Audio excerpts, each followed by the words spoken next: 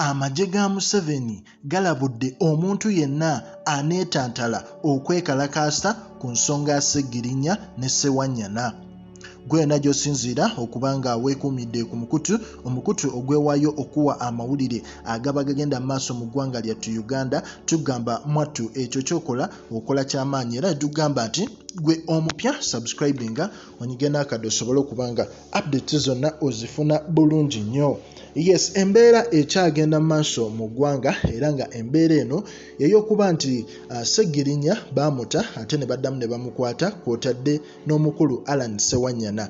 Naye ate abakulu bano balina abantu baabwe ab'enjawulo oba constituency zaabwe era nga constituency zino zaalaga obutali bumativu eri ebikolwa bino poliisi n'amagye bye byakola.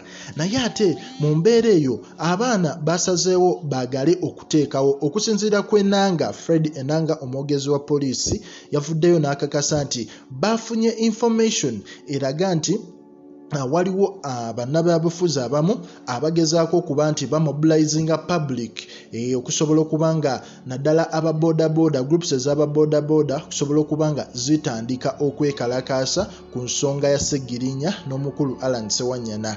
Era abakulu bano ne bavaayo ne bagamba nti ekikolwa ekyo kye mwagala okola musooke mukyesonyiwe olw'ensonga nti amagye gagenda bakolako ne poliisi temukkirizibwa kikola.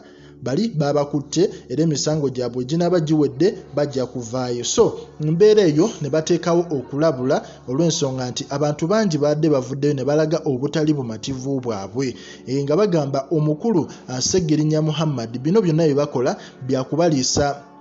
byakubasibako matu ga mbuzi balisango naye nga ku bonna teri ali responsible ku ebyo byonna ebigenda mu maaso ebyali bigenda mu maaso ebyokutta abantu e Masaka. So Enanga ye ng'omuntu agamba information bagifuna bulungi nti ababoda bagenda tabuka bagenda kwekalakaasa olw'ebikola ebyo naddala abali mu Kawempe North bagenda vaayo batabuke nga bayambiddwako a politicians ab'enjawulo naddala aba councillors abatwala ebitundu ebyo so n'abali side za wali e Makindi ewa Ssewanyana. So mu mbeera eyo Enanga n'alabula n'agamba nti temugezaako okwetantala kubanga mujja funira ddala obuzibu bwe mbadde temusuubira.